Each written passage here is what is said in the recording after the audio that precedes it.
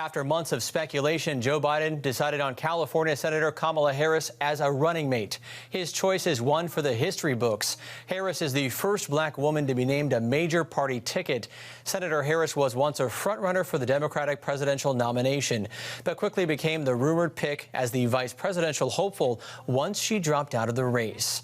Chief political analyst David Brody joins us now. David, first off, your reaction.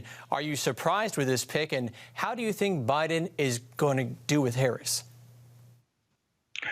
Well, Ben, she was expected to get the choice, the slot all along. So there's not too much of a surprise here. We knew it was going to be a female. We most likely knew it was going to be an African-American female.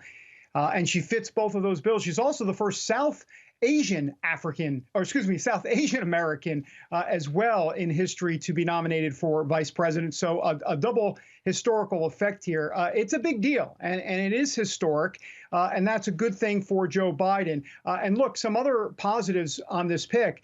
You got to understand that Kamala Harris has run quite a few times before for state-run office. So she's won across the state. She's been vetted to a degree. She'll be vetted a lot more. But overall, a pretty solid pick by Joe Biden. How do you think the Trump campaign will react? Well, I think what you're going to see is they're going to try to figure out a way to divide Kamala Harris and Joe Biden within the African-American community. If you remember back to the debates in 2016, Kamala Harris came pretty strong against Joe Biden when she said that he wasn't tough on opposing busing.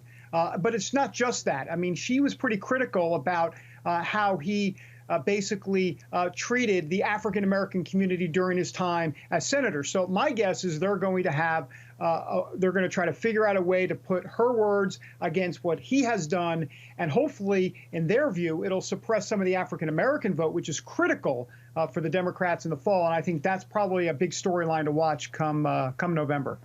And David, real quick, we reported recently on some movement in the evangelical middle, and we know evangelical voters are very important to whoever wins in November. How do you think these voters will respond to the pick? Well, look, I think we're gonna see. I mean, look, she runs the gamut. You know, she married a Jewish man. She grew up in both Hinduism culture and Christianity culture. She's got a lot to talk about, which we're going to do in the next week or two for sure. All right, David Brody, thank you so much.